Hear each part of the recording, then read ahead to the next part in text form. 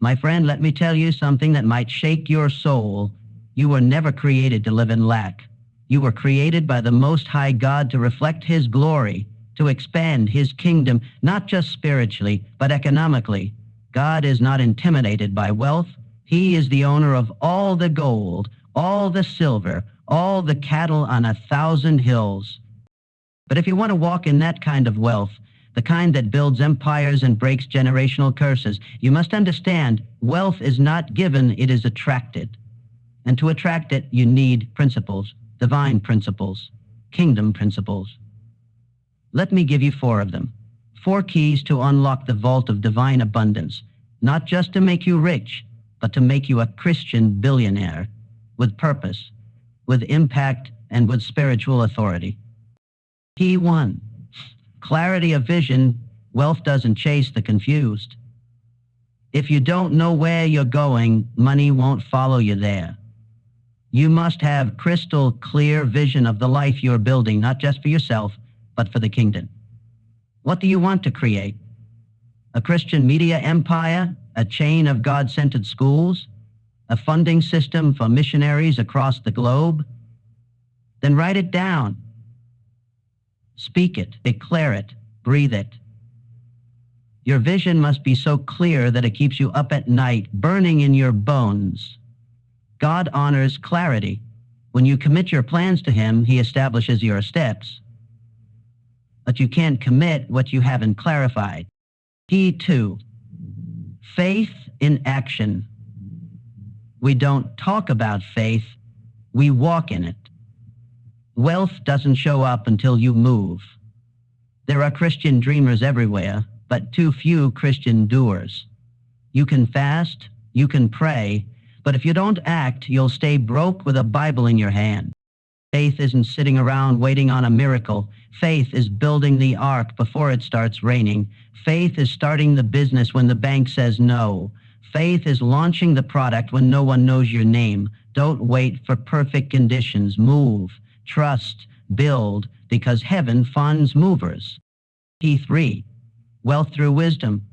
God won't give you what you're not prepared to manage. The wealth you want requires wisdom, discipline, and stewardship.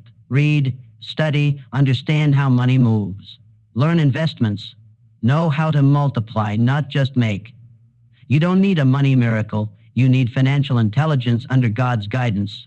The Bible says, by wisdom a house is built, and through understanding it is established. Billionaires don't just make money. They build systems. They build structures.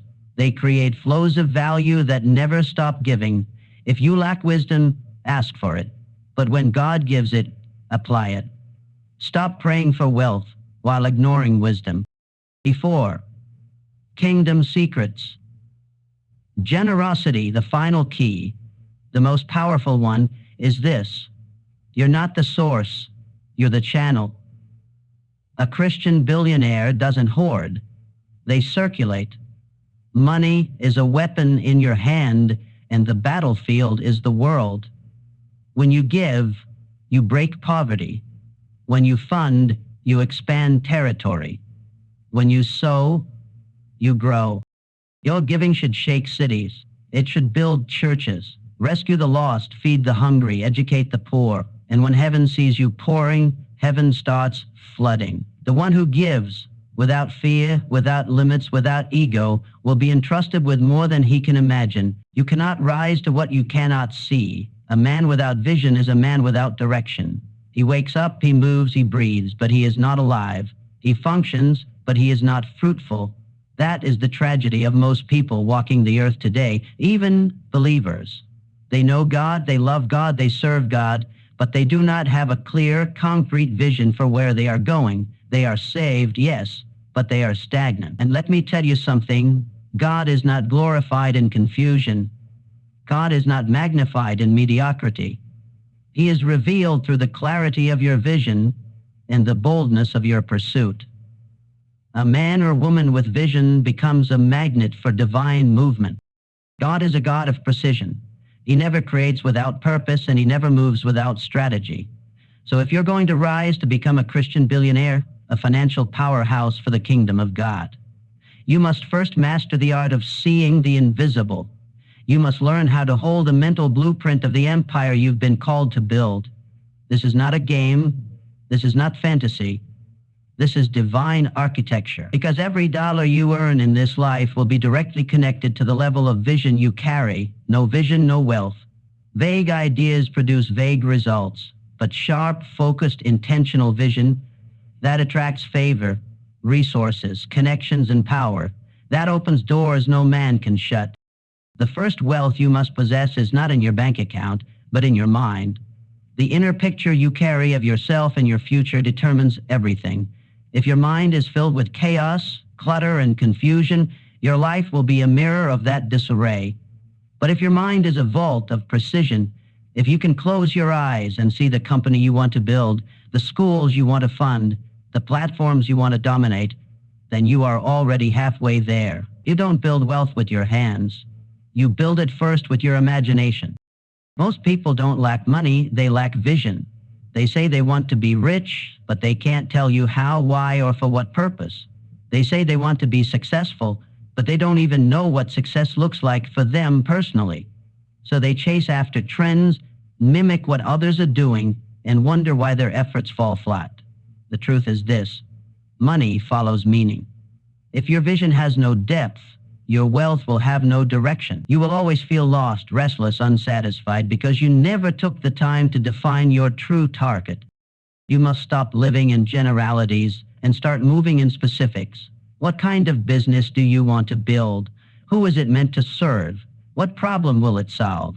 What does your daily routine look like as a billionaire? What impact will your resources create in the world? Who are you funding? What are you building? What does your name stand for in the marketplace?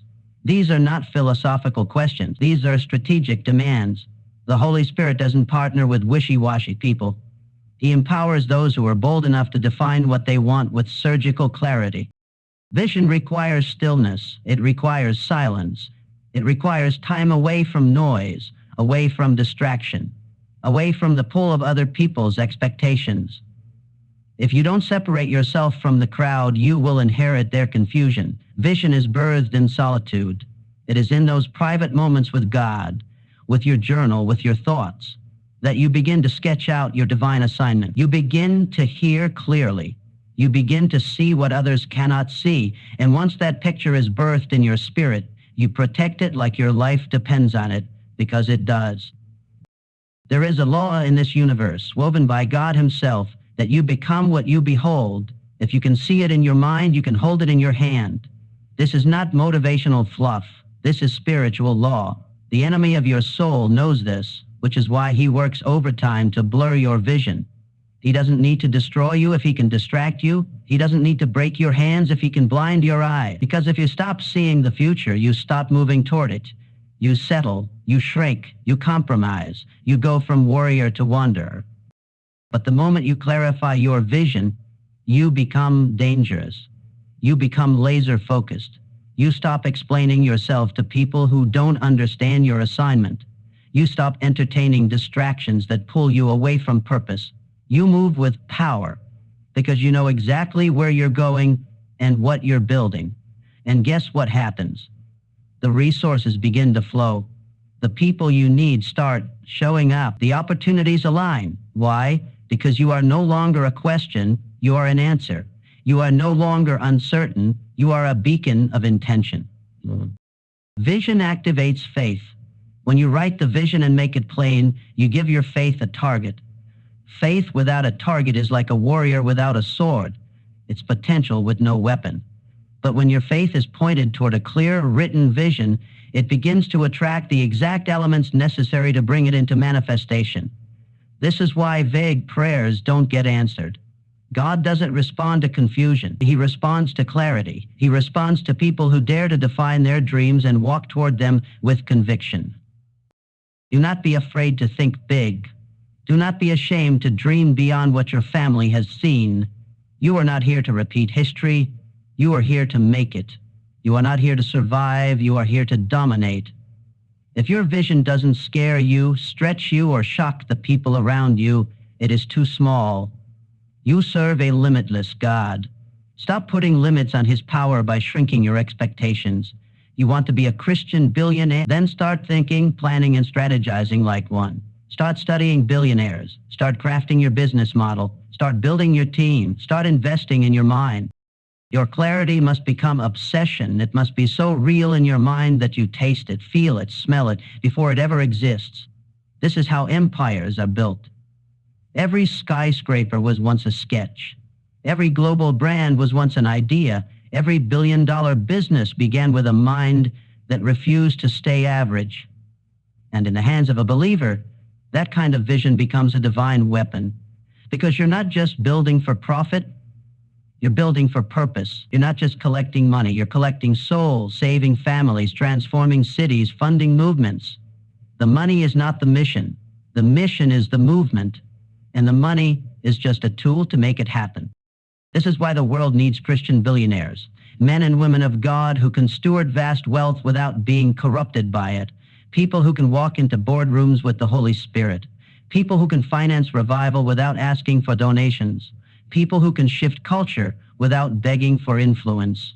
But to become that person, you must first see that person. Every day you must look in the mirror and see the future version of yourself with such intensity that it burns the present version of you. Every day you must speak life into the vision. Every day you must feed it, nurture it, and protect it like a seed growing into a tree. Vision is the womb of destiny. And the clearer the vision, the faster the birth. The more detailed the picture, the more powerful the manifestation. So stop wasting time waiting for signs and confirmations. You already have permission. You already have authority. You already have access. Now all you need is vision. And once that vision is locked in, your whole life changes. Your schedule changes. Your relationships change, because when you know where you're going, anything that doesn't align becomes irrelevant. So ask yourself right now, what do I truly see when I close my eyes? What is the empire I've been called to build? What is the future that God has placed in my spirit? Can I describe it? Can I write it? Can I explain it to a stranger with fire in my eyes? Or am I still walking through life guessing, wishing, hoping? Because if you're going to rise to billionaire status in the kingdom, you must become a visionary of the highest order. You must train your mind to see what doesn't exist and your faith to act as if it already does. This is not optional. This is essential. And until you lock into that level of clarity, you will always fall short of the greatness you were born to carry. Faith without action is fantasy. It is a dream without a deadline, a promise without pursuit. Too many believers today confuse waiting on God with doing nothing. They pray, they fast, they worship, but when the time comes to move their feet, to take the step, to make the call, to launch the idea, they freeze. They procrastinate under the illusion of spirituality. But hear this clearly. Faith that does not move is not faith at all. It is fear dressed up in religious language. Real faith is aggressive. Real faith gets its hands dirty. Real faith builds while the storm is still coming. It acts in uncertainty. It dares in the dark. It moves before there's money in the bank or applause in the crowd. It doesn't wait for signs. It becomes the sign. You cannot become a Christian billionaire by sitting in the prayer closet alone. Yes, you must pray. Yes, you must seek God's face. But when He speaks, when He gives you the vision, when He places that idea in your spirit, your next step is not to ask for confirmation number 47. Your next step is to get to work. Heaven partners with movement. God blesses what you put your hands to, not what you merely think about. So if you're going to walk in supernatural wealth, you must stop treating your dream like a suggestion. You must treat it like a divine instruction, because that's what it is. God doesn't give vision for entertainment. He gives vision for execution. And those who act quickly on divine instruction are the ones who dominate. Faith in action looks like building when there is no blueprint. It looks like showing up when no one knows your name. It looks like launching the business before anyone believes in it. Faith doesn't need a committee. Faith doesn't ask for votes. Faith moves with conviction even when the path is invisible. And this is the difference between the average person and the one who rises to become a Christian billionaire. But the average person needs everything to line up. They need the money first. They need the validation. They need someone to walk with them. But the one who understands divine success knows this truth. Movement attracts miracles. You move, and then heaven moves. You step, and then the waters part. You give, and then the abundance flows. You build, and then the buyers come. This is how you must live if you want to carry that level of wealth and influence. You must move as if the thing already exists. You must speak as if the company is already global. You must think like a billionaire before the first million is in your hands. The internal shift always precedes the external manifestation.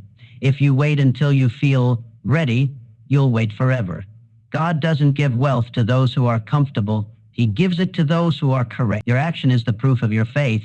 If you say you believe, but you're not taking steps every single day to build what He placed in your spirit, then you're deceiving yourself. You don't believe, you just admire the idea. Stop admiring other people's execution while you sit on your own vision. Someone with less talent, less knowledge, and fewer connections is out there winning, not because they're better, but because they moved, they acted, they tried, they failed and got up. They didn't wait for the fire to fall, they lit the match themselves. This is what separates you from the crowd.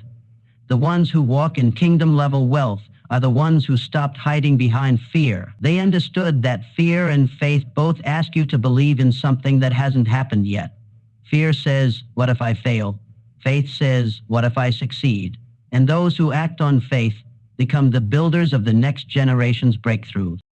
Your destiny is on the other side of uncomfortable decisions. Every time you hesitate, delay, or make excuses, you are robbing your future self of opportunity. You are delaying the miracle. You are putting off the impact you were designed to make. God gave you the business idea. God gave you the vision for the product, the platform, the program. What are you waiting for?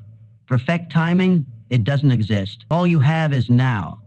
And if you don't move now, someone else will.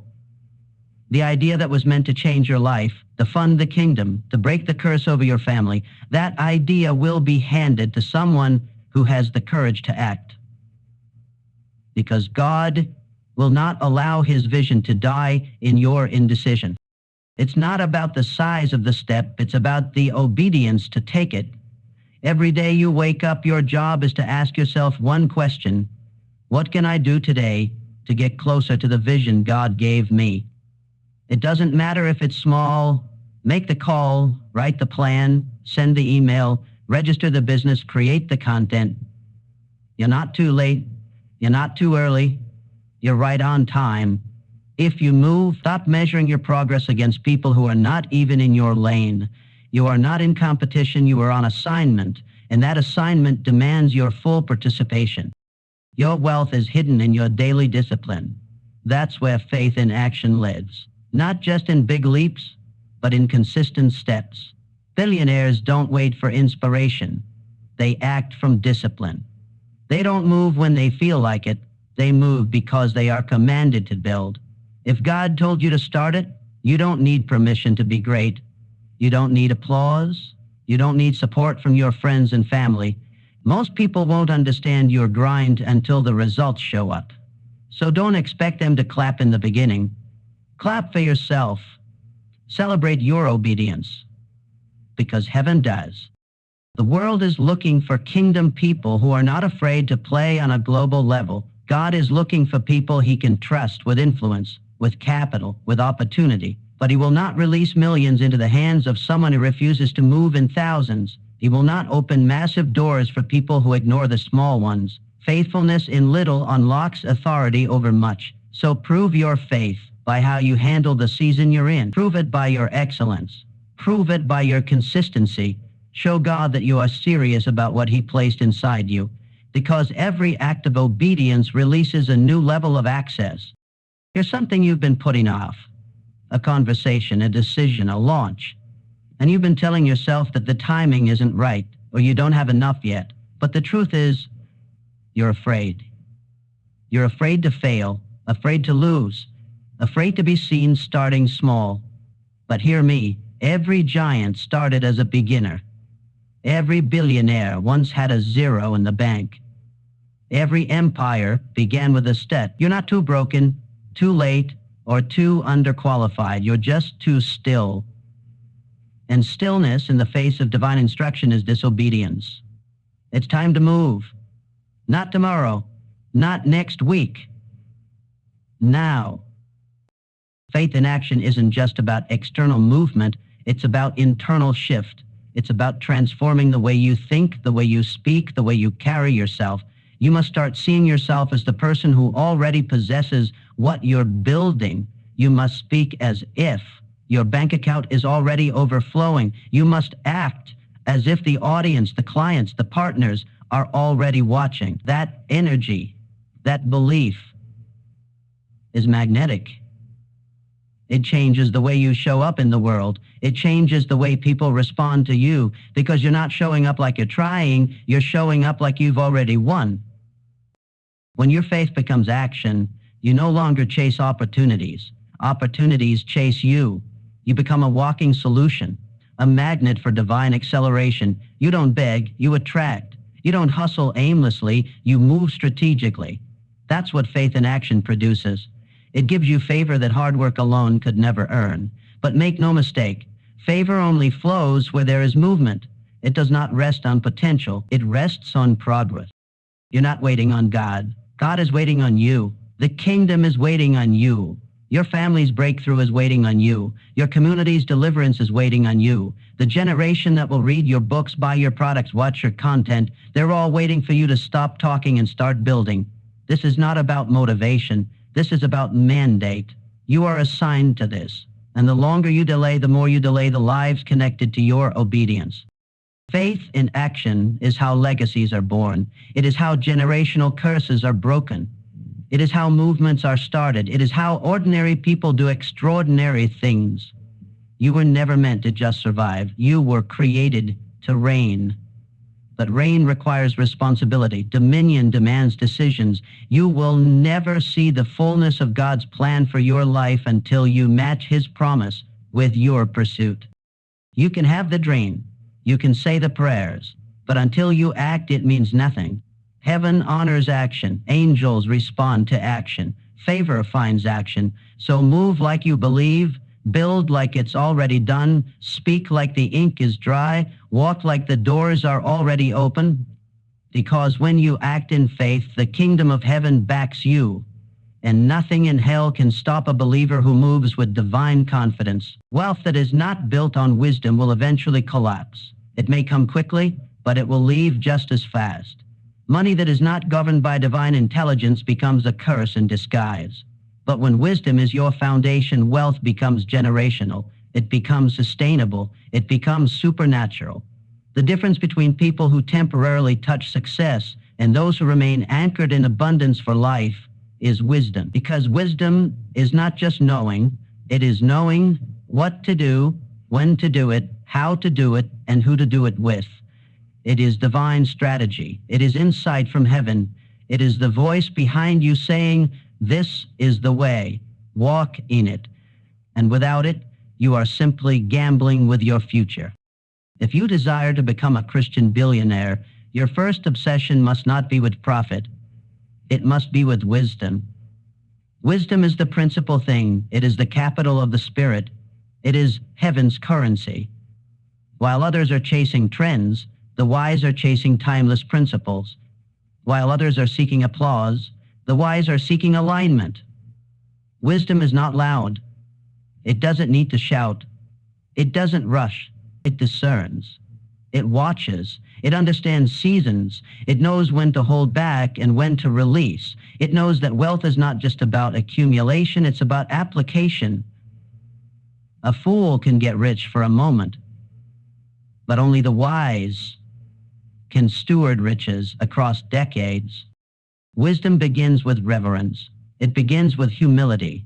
It begins with the understanding that you are not your own source. You are a vessel, a steward, a manager of what heaven has entrusted to you.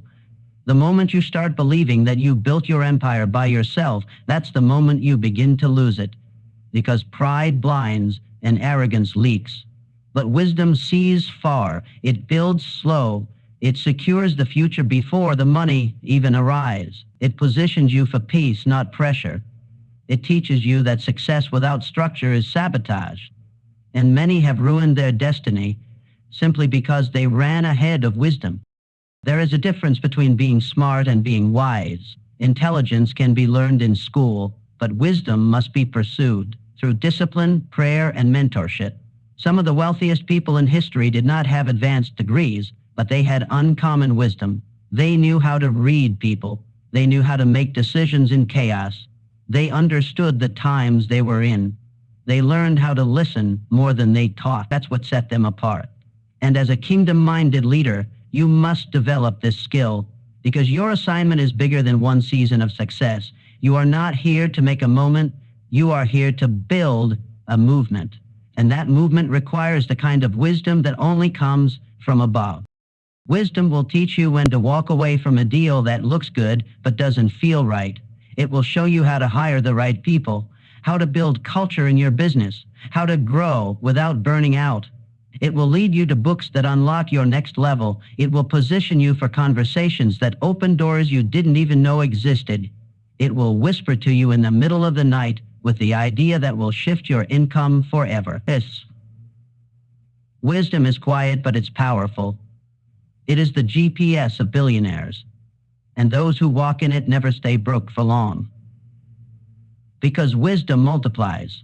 Wisdom doesn't waste. Wisdom builds in layers. Wisdom doesn't need to go viral. It just needs to be consistent. When you move with wisdom, you stop reacting emotionally and start responding strategically. You stop making decisions based on your feelings and start making them based on your future. You start asking different questions. Not how much can I make this month, but what systems do I need to install so that I never have to chase money again? Not how fast can I scale, but how deep is my foundation? Because wisdom knows that speed without structure leads to collapse. And you are not just trying to make noise, you're trying to make history. Wisdom is also financial literacy. It is understanding how money works, how to manage it, multiply it, protect it, and invest it. You cannot become a billionaire if you do not study wealth. God will not pour increase into ignorance. If you don't know what to do with more, He won't give you more. That's not punishment, it's protection. If you don't know how to manage 5 figures, why would heaven trust you with 8? And if you're too proud to learn, to ask questions, to sit at the feet of those who've gone ahead of you, then you are not ready for wealth. Wisdom is teachable. It is humble enough to admit what it doesn't know and bold enough to pursue what it needs to learn. The Bible says a wise man leaves an inheritance for his children's children. That means wisdom thinks 3 generations ahead. You must stop thinking paycheck to paycheck. Start thinking legacy. Start thinking systems. Start thinking structures that will still be producing long after you are gone. That's how kingdom wealth is built. Not through chasing every opportunity, but through creating a vision so strong, so structured, and so wise that it outlives your name. Wisdom teaches you to delay gratification, to say no when it's tempting to say yes, to build your reserves, to reinvest your profits, to think before you spend. Wisdom keeps you from looking rich and staying poor. It breaks the addiction to status and builds the discipline of sustainability. This is why so many people never hold wealth. They don't have the wisdom to keep it. They want to be seen, not secure. But when wisdom governs your wallet, you stop living to impress and start living to impact. You build with the end in mind. You protect your future with the decisions you make today. And let me tell you, wisdom will cost you. It will cost your time. It will cost your comfort. It will require you to sit in rooms where you feel inadequate, to listen when you'd rather talk, to study while others scroll, to pray while others play. But that cost is nothing compared to the cost of ignorance. One wrong decision made in ignorance can wipe out years of progress. But wisdom will save you from traps you didn't even see coming. It will cover you. It will guide you. It will position you to win silently while others are busy making noise. You must also surround yourself with wise counsel. The billionaire journey is not a solo mission. You need advisors, mentors, coaches, people who've walked the road you're on. Don't let pride isolate you. Isolation breeds error. Wisdom grows in community. It grows when you submit your plans to people who carry insight. It grows when you ask questions, when you listen deeply, when you observe carefully. Learn from mistakes, both yours and others. There is no honor in learning everything the hard way. Wise people learn quickly because they are hungry for understanding. Wisdom isn't just for decision making, it's for energy management. You only have so much capacity each day. Wisdom teaches you what to say yes to and what to ignore. Every meeting costs energy. Every conversation costs attention. You must protect your focus like it's $1 million asset, because it is. The wealthiest people on earth are not the busiest. They are the most focused. They know what matters and they protect it with obsession. That's wisdom. And if you want to create massive wealth for the kingdom, you must become a master at energy, time, and attention. There are secrets, strategies, and systems that heaven is ready to release, but they are only given to those who walk in wisdom. God is not hiding wealth from you, He is hiding it for you, until you are wise enough to carry it without compromise. And when you become that person, doors will open that don't make sense. Resources will show up that you didn't ask for. People will start to ask how you're doing it, and all you'll be able to say is, "It's not me, it's wisdom." So while others are chasing money, chase wisdom. While others are obsessed with speed, be obsessed with strategy. Build slow if you have to, grow in silence if you must. But make wisdom your foundation, because when wisdom builds the house, wealth stays. When wisdom governs the business, impact multiplies. When wisdom leads the journey, your name becomes legacy, not just for the earth, but for the kingdom of heaven. Money without mission is meaningless. Wealth without generosity is wasted. You were never called to just accumulate. You are called to distribute. God does not raise up Christian billionaires for the purpose of hoarding, but for releasing. You are not a reservoir. You are a river. You are a conduit through which heaven can reach earth. The wealth you build is not just for vacations and investments. It is for impact, for influence, for advancement of the kingdom of God. And until you understand that generosity is not a suggestion but a strategy, you will limit what God can trust you with. There's a divine law that governs increase. What you do with a little determines what you receive next. The reason many believers remain financially stuck is because they cling to what they have, fearful that there won't be enough. But true abundance is not birthed in fear. It is birthed in flow. God blesses those who reflect His nature, and His nature is generosity. He gives freely. He gives abundantly. He gives without holding back. And if you desire to walk in His level of wealth, you must mirror His level of giving. Not just when it's easy, but especially when it's hard, especially when it costs you, especially when it stretches your faith. Kingdom-centered generosity is different from philanthropy. It is not about tax benefits or public recognition. It is about obedience to divine instruction. It is about sowing where God says, not where it's convenient. It is about giving to people who may never repay you and funding visions that outlive you. It is radical, strategic, and sacrificial. It is not emotional. It is intentional. You don't just give when someone pulls at your heartstrings. You give because your spirit is aligned with heaven's agenda. You give because your life is not your own, and your money is a tool in the hand of God. There is a reason why many of the most powerful moves of God have always been connected to financial obedience. Every major breakthrough is preceded by a seed. Every elevation requires sacrifice. Every open door demands trust. And that trust is often proven through your willingness to let go. If you cannot release what is in your hand, how can God release what is in His? When you grip too tightly, you choke the flow. But when you open your hands in faith, God responds with abundance beyond imagination, because He is not trying to get money from you, He's trying to get more to you. But He needs to know you won't build idols with it. He needs to know you'll build altars. Kingdom wealth is not about ownership, it's about stewardship. You don't own the business, you don't own the money, you don't own the brand. You manage it for the King. That shift in mindset changes everything. When you think like an owner, you act like it's all yours to protect. But when you think like a steward, you recognize that it all belongs to God, and you are simply entrusted to handle it with wisdom, integrity, and generosity. That's when God can trust you with more. That's when the overflow begins, because He knows the more He gives you, the more you'll give back. Generosity is not just about giving to the poor. It's about building infrastructure for the gospel. It's about funding schools, feeding nations, sponsoring missions, restoring communities, equipping leaders. It's about planting churches without debt, launching platforms that speak truth, and creating safe places for the next generation to rise. When God raises up Christian billionaires, it's because he needs kingdom financiers, people who don't flinch at million-dollar needs, people who see wealth as warfare. Every time you give, you push back darkness. Every time you sow, you extend the territory of light.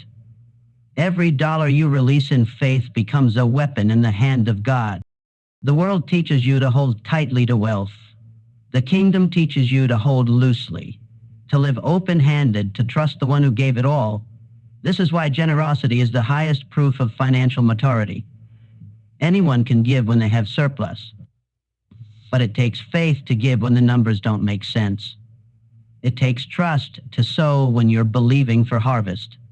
That's when the supernatural happens. That's when you step into the overflow, because God doesn't respond to need, he responds to faith. And generosity is faith in action. You must break every mindset that fears giving. Scarcity is not from God. Lack is not your portion. You are not meant to scrape by. You are meant to overflow. But overflow follows obedience. If you make excuses, you'll stay small. But if you live with an open hand, the windows of heaven will open above your life. People will look at you and wonder how you're doing it. They'll try to calculate it. They'll try to replicate it, but they'll never be able to explain it because it's not natural, it's supernatural. It's the result of generosity driven by kingdom purpose. Generosity must become a system in your business, not just a moment in your emotion. Set a percentage. Build it into your budget. Make it part of your brand culture. Every deal you close should advance the kingdom. Every product you sell should fuel something eternal. You are not here to just make money. You are here to multiply mission. You are heaven's distribution center. God will funnel wealth through you, but he needs to be able to trust that it won't stop with you. So you must make your business a giving machine. You must make your life a giving engine. And as you do, watch what happens. Contracts will find you. People will favor you. Doors will open that don't make logical sense. Why? Because God funds his friends. When you make giving your priority, God makes overflow your lifestyle. You never have to chase blessings. You never have to manipulate or scheme. You never have to compromise, because generosity is the seed that multiplies influence. It opens rooms that talent alone cannot access. It introduces you to people that credentials never could. It softens hearts. It unlocks atmospheres. It prepares the soil for miracles. If you're not seeing movement in your business, check your generosity. If the flow is stuck, check your giving, not because you're trying to buy favor, but because you're proving trust. You must raise your standard. Giving $5 at church while you spend $500 on luxury is not kingdom. You must reverse the pattern. Make the largest line item in your budget generosity. Build houses for others before you build mansions for yourself. Feed families before you buy furniture. Put the mission first. Put people first. And then watch what God does. You will never outgive him. Never. You can't beat him at generosity. And the more you give, the more he trusts you to carry. It's not loss, it's leverage. It's not subtraction, it's multiplication.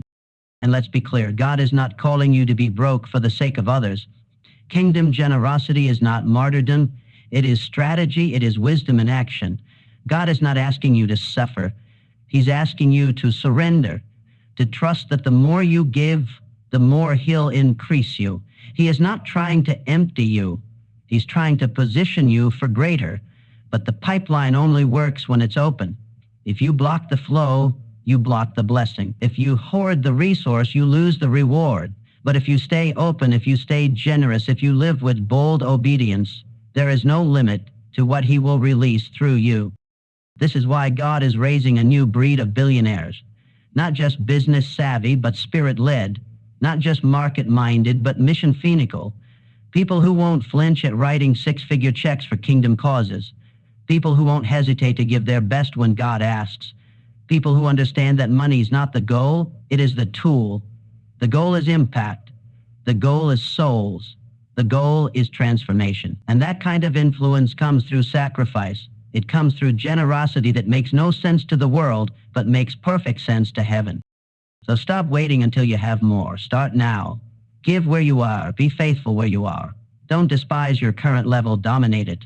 Use your current resources to test your obedience. If you're faithful with 100, you'll be faithful with 1,000,000. If you release freely now, you'll release freely later. And as you do, the doors will swing wide, the increase will accelerate, the connections will come, not because you chased them, but because you followed the flow, because you chose to be a vessel, because you chose to build for the kingdom, not just for comfort.